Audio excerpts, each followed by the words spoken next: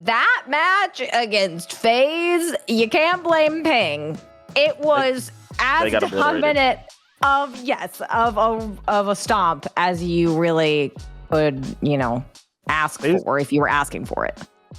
FaZe just has a better team all around them. They have better teamwork, and then they also have better individual. It's the only team probably that has across the board better individual gun skill than OpTic. Yeah. So when their teamwork is also getting outshone and they're losing individuals, like they went into a listening in the hard point and there's people complaining because they're having to fight 1v1s, they were losing.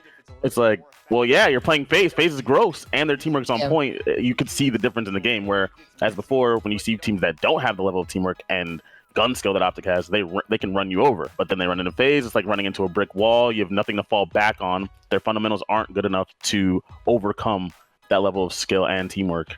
That's what scares me about OpTic. That's what we talked about before. Even though they got fourth, they looked good, but they still never made us feel like they're a championship team. And this is what I'm talking about. Like it doesn't feel, there's a giant hill that they have to get over in order to beat Toronto, New York, Atlanta FaZe on a consistent basis in order to win a tournament. And that's what we saw again yesterday or Sunday on the match. It was a blowout. Yeah. I mean, it was a solid week, I guess, because they did 3-0 Minnesota. But like John said, role for role, FaZe just beats them. They just have better players in every role. It's as simple as that. They are the only team. I mean, they're the best team in the game for a reason, right? But the other thing that I think, I'm pretty sure I said this actually earlier in the season where OpTic needed to beat FaZe because OpTic is a team, and no matter what, as much talent as they have, there always seems to be in every Call of Duty one team that just has their number. And they I don't want to say they have a mental block against them, but it seems that way. And they weren't able to beat FaZe earlier in the year at all. And I think they got in their own heads. Like, I just don't think that they think that they can beat FaZe. Like, they look really good against the teams that they need to look really good against. But then when it's supposed to be a competitive series, a series that can go back and forth, they're just not there.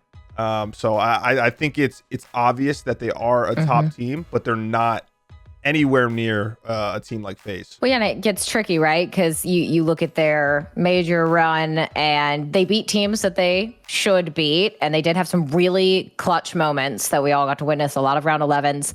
And they had a really obviously down to round 11, 1v1 in that game against Toronto. But then, yeah, you go up against a FaZe and it's like, okay, so you're beating the teams you're supposed to beat, but you're not even playing competitively against a team that would give people the argument that you're a championship contender. You don't have to beat them. Like, I guess early on in the season that you're saying you want to get them the confidence, but like in order to show it to us, you just need us to give us a real match.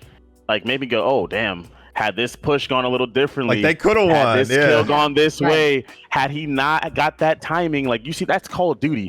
That's why people say it's a day-to-day game. Had he not got that timing, got that two-piece, it could have gone to OpTic. Like no, there was no. Even in the hard point, the score ended up looking closer than the game was because they used all these streaks at the end of the game to extend it one more hill. But the game itself wasn't close. Where do they go from here, or is it going to be kind of this is what we get from OpTic for the rest of the stage, the rest of the season?